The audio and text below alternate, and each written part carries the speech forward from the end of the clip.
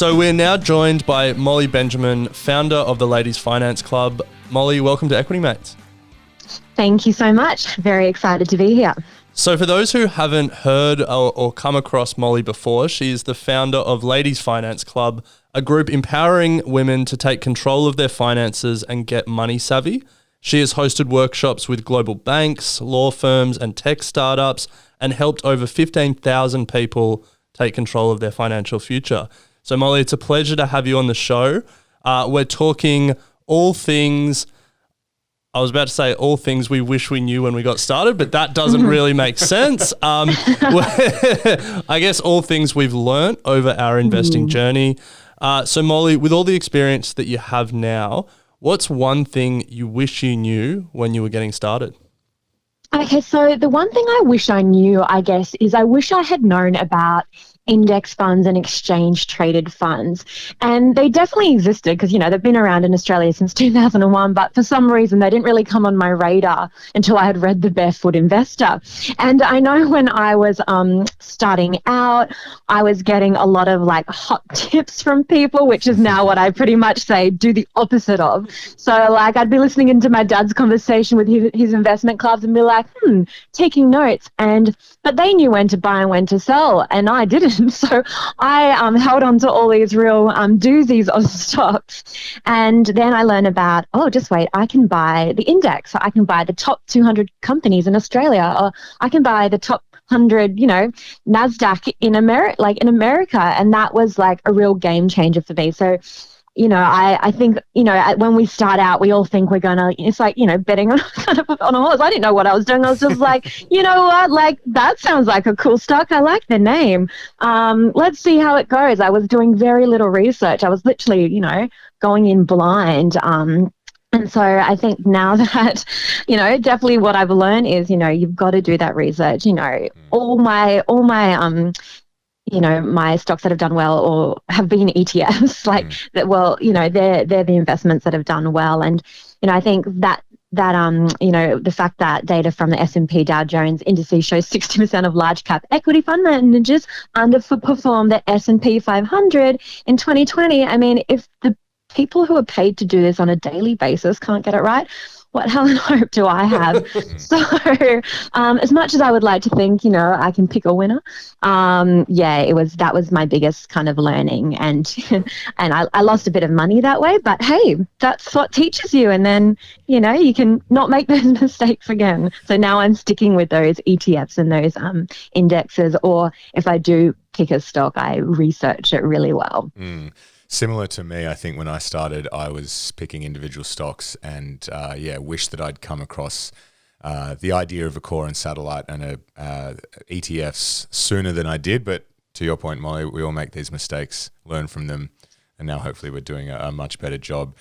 So you have helped over 15,000 people get money savvy, and I'm sure that you've heard a lot of myths about investing or barriers to start investing. So what in your mind is one of the biggest myths about investing? Yeah, I think, one of the biggest myths is that it's really hard and you need lots of money. So a lot of women I speak to, they're really scared that they're going to lose all their cash. And, we do make that comparison that if you were to put your money in a, ASX 200 ETF and you lost all your money, that means the top 200 companies in Australia went bankrupt and would have probably bigger fish to fry right now. Yeah. But I think it is that misconception of investing is really hard. The practical sense of how do you actually buy an ETF is really hard. And what I always say is if you can buy, if you can put something on eBay and buy, a dress on eBay, or I don't know, a man thing, try not to sound stereotypical here, a PlayStation. If you can buy stuff online, you can buy ETFs and investments online. In fact, if you can log onto a Zoom call, you can buy ETFs online because, it is a similar process to buying anything online shopping. You find the thing you want, you put money in your account, or you buy it with a debit card, and then you get a confirmation and then it gets sent to you. So, I think we like it's been very overcomplicated in the past that it's this really hard thing to do, but it's actually so simple. And, once you get set up on a broker and you can have that automation going where it just takes money from your account and it's investing while you're sleeping, that is, it couldn't be easier.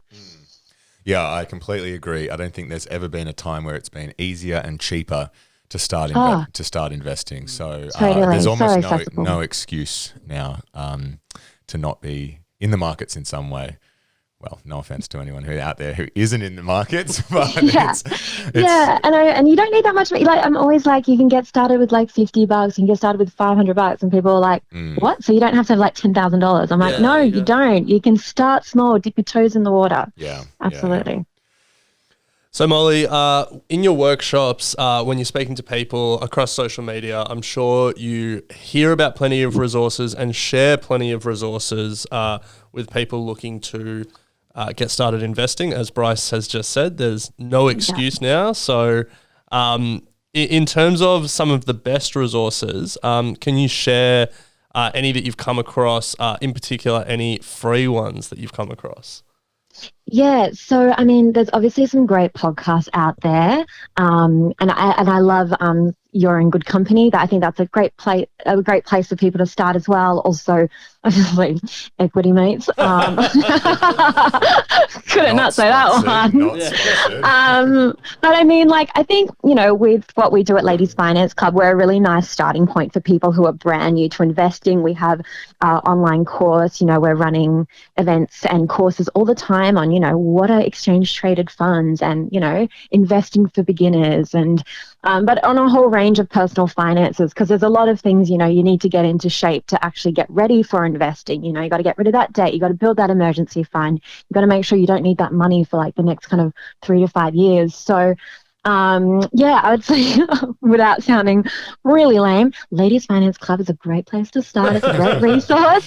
And then I love to nerd out on the Money Smart website as well. I think there's some great calculators there as well. And, just having a look at the power of compounding and investments, there's some really good information on that. Yeah, nice. Well, I would certainly encourage the Get Started Investing community to go check out all those resources. And if they want to follow you, Molly, and Ladies Finance Club, what's the best place to do so? So they can follow us on Instagram at Ladies Finance Club, or they can jump into our Facebook group, Ladies Finance Club Money Chat. And I forgot to mention, obviously, your book is a great starting place. I'm reading it at the moment, and it's so practical, so useful. So yeah, well done on your book. It's great. Well, thank you. Yeah. Yeah, thank you. Look at me just being all. But well, nice one, Molly. We appreciate you sharing your time with the Get Started Investing community. And as I said, anyone out there who's looking to take that next step, certainly check out what Molly's doing. It's fantastic. So we appreciate your time as always. Thanks, guys.